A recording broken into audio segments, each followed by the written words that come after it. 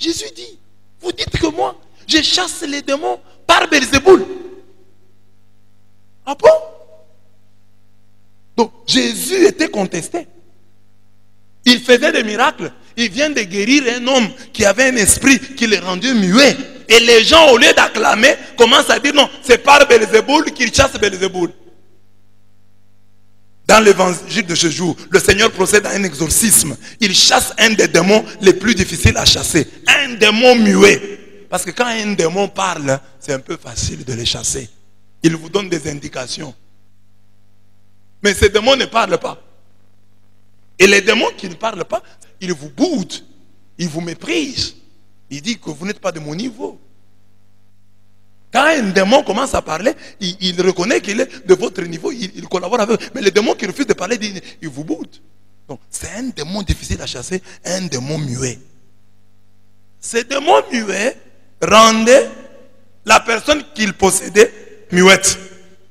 Cet exorcisme provoque 3 réactions différentes. Première réaction, alors que les uns sont dans l'admiration, les autres soupçonnent une main noire derrière ce miracle.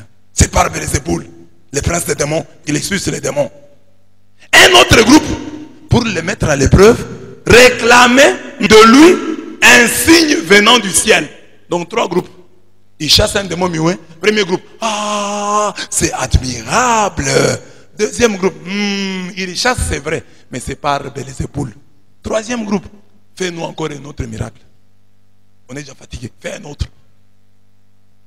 On les voit, les contemporains de Jésus ont vu des miracles, mais n'ont pas, dans leur majorité, cru en lui. Et le Seigneur n'a pas toujours eu des disciples certains parmi ceux qui prétendaient le suivre. Tous ceux qui suivaient Jésus n'étaient pas ses vrais disciples. Il a fait l'expérience de l'incrédulité des croyants au tout début de son ministère. Comme il était à Jérusalem durant la fête de la Pâque, beaucoup crurent en son nom à la vue des signes qu'il faisait. Mais Jésus, lui, ne se fiait pas à eux parce qu'il les connaissait tous et qu'il n'avait pas besoin d'un témoignage sur l'homme. Car lui-même connaissait ce qu'il y avait dans l'homme. Jésus sait ce que... Les gens croient en lui, mais lui ne croit pas en eux. Il les trouve faux.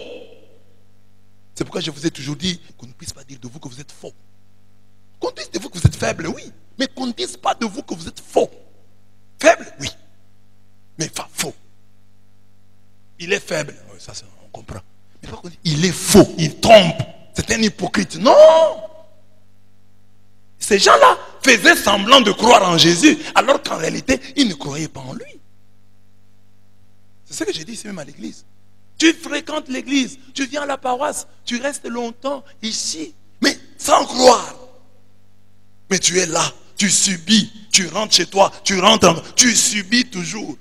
Mais comment Dieu va-t-il te bénir? Tu passes ton temps. Tu crois en Jésus, mais Jésus ne croit pas en toi parce qu'il sait ce qu'il y a en toi. Il connaît tes véritables motivations. Que Dieu puisse être content de ce qui est en toi. Amen.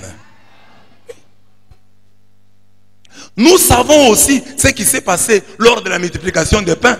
Les gens le suivent. Seigneur, nous t'avons cherché partout. Jésus leur dit, vous ne m'avez pas cherché, vous ne me cherchez pas parce que vous avez vu des signes, mais c'est parce que vous avez mangé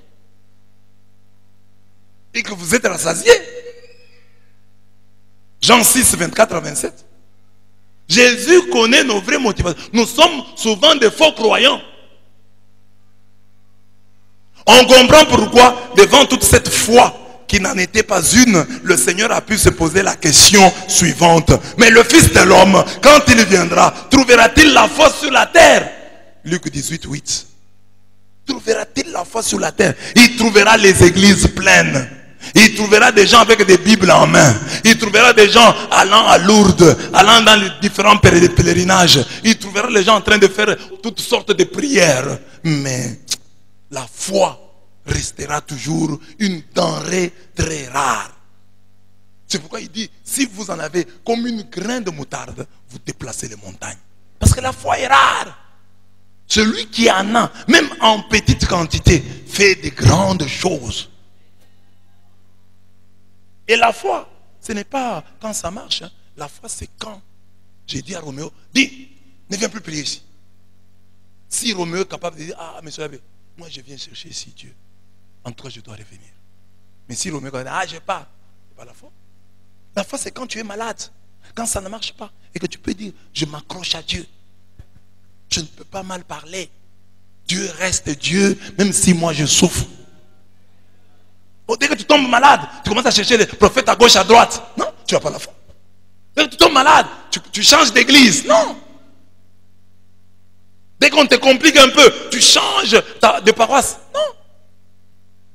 Dieu nous parle à travers les exorcismes. Mais il faut un bon entendeur pour découvrir son doigt dans toutes ces victoires remportées contre Satan.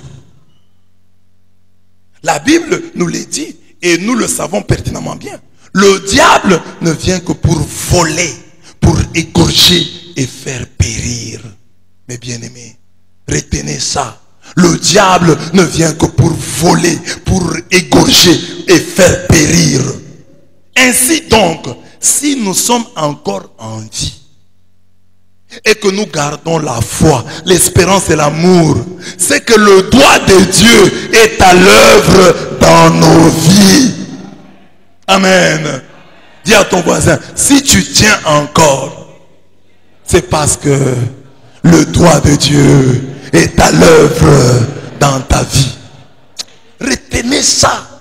Ne pensez pas que le diable vous a oublié. Si vous tenez, vous êtes encore en vie, lui ne vient que pour voler, égorger, faire périr.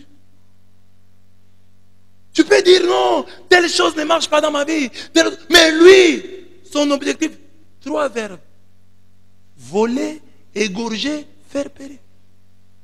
Il peut t'avoir volé. Mais tant qu'il ne t'a pas égorgé, tant qu'il ne t'a pas fait périr, ce n'est pas parce qu'il t'a oublié. C'est aussi difficile pour lui. Amen. Ce n'est pas parce que le diable nous a oubliés. Mais c'est plutôt parce que l'homme fort et bien armé garde le palais de notre vie.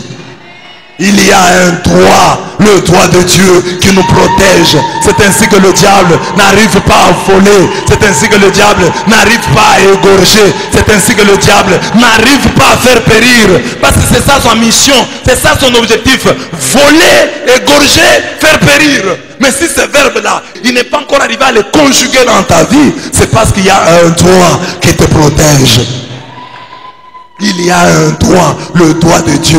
Et j'ai dit, un bon entendeur, c'est celui qui a compris cela. Oui, telle chose ne marche pas dans ma vie. Ça va. Mais est-ce que le diable m'a volé? Est-ce que le diable m'a égorgé? Est-ce que le diable m'a fait périr? Non. Donc, le doigt de Dieu est en train d'agir. Le doigt de Dieu est agissant dans ma vie. Amen. J'ai encore la foi. Le doigt de Dieu est agissant. J'ai encore l'espérance. Le doigt de Dieu est agissant. J'ai encore l'amour. Le doigt de Dieu est agissant. J'espère encore. J'attends quelque chose de mon Dieu. Le doigt de Dieu est agissant. Voilà pourquoi les nôtres et nos biens sont en sûreté.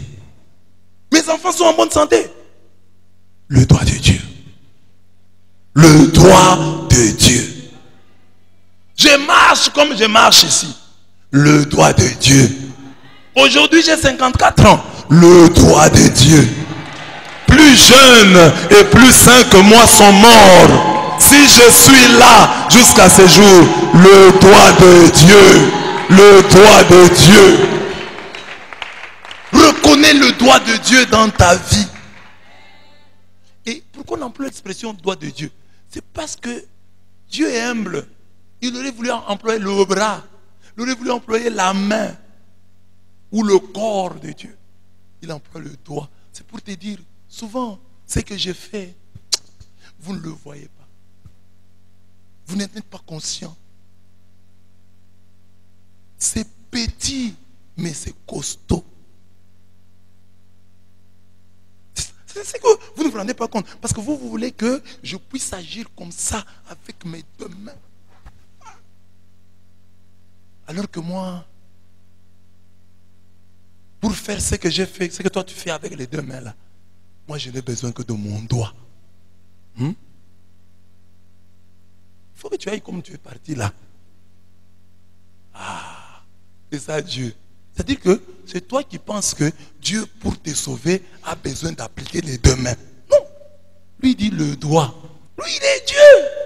Le peu qu'il fait là bouleverse ta vie. Le doigt de Dieu. Dis à Dieu, mon problème ici n'exige pas ton bras, n'exige pas ta main, le doigt. Mon problème est petit. Ce sont les hommes qui aggravent. Oh, tu es malade, il faut le bras de Dieu. Tu es malade, il faut la main de Dieu. Non, ton problème n'exige que le doigt de Dieu. C'est-à-dire un petit rien. Même le doigt de Dieu est grand. Mais c'est une expression pour dire le petit rien de Dieu, le petit quelque chose, une chiquenaude suffit. Comme pour cette femme, elle a touché l'habit de Jésus, elle était guérie. Un petit rien fait par Jésus, un petit mot prononcé par lui, c'est ça le doigt de Dieu. Les petits riens que Dieu fait, accomplis dans nos vies, mais qui produisent des grands biens. Des petits riens qui produisent des grands biens. C'est ça le doigt de Dieu. Et être un bon entendeur, c'est être capable de voir que à travers ce petit rien, il y a Dieu. À travers cette petite rencontre que je peux considérer comme fortuite, la main de Dieu est là. À travers cette date de naissance, il y a une main de Dieu. Pourquoi Dieu a voulu que je naisse à telle date, le même anniversaire avec tel et tel? C'est un petit rien que beaucoup négligeraient. Mais moi, comme bon entendeur, à qui le salut est destiné, je prends ça au sérieux. Amen. Dis à ton voisin, ce n'est pas pour rien que je t'ai rencontré. Ce n'est pas pour rien que nos chemins se sont croisés.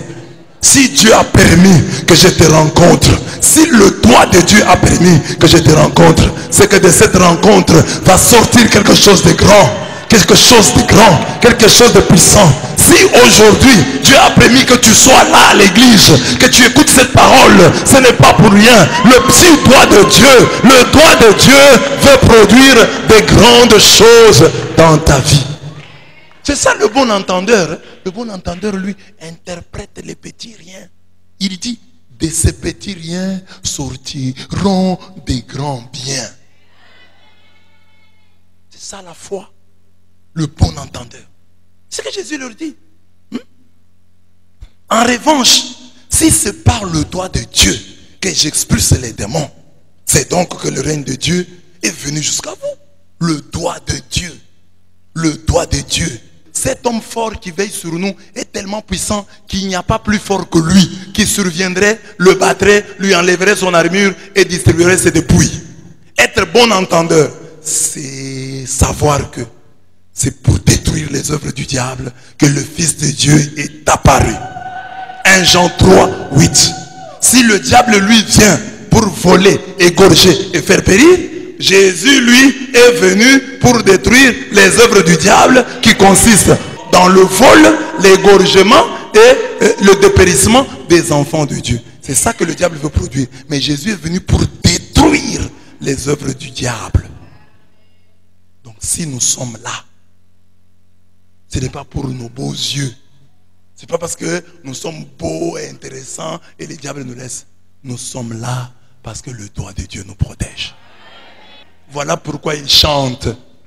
Lisons, sans l'Éternel qui nous protégea. Qu'Israël le dise, sans l'Éternel qui nous protégea, quand les hommes s'élevèrent contre nous, ils nous auraient engloutis tout vivants. Quand leur colère s'enflamma contre nous, alors les eaux nous auraient submergés. Les torrents auraient passé sur notre âme. Alors auraient passé sur notre âme les flots impétueux. Béni soit l'Éternel qui ne nous a pas livrés en proie à leur temps. Notre âme s'est échappée comme l'oiseau du filet des oies. Le filet s'est rompu et nous sommes échappés. Notre secours est dans le nom de l'Éternel qui a fait les cieux et la terre. Psaume 124, 1 à 8. Ce n'est pas que nous ne commettons pas des erreurs. Nous en commettons. Mais Dieu nous cache. Mais Dieu nous couvre. Mais Dieu éteint le feu que nous allumons.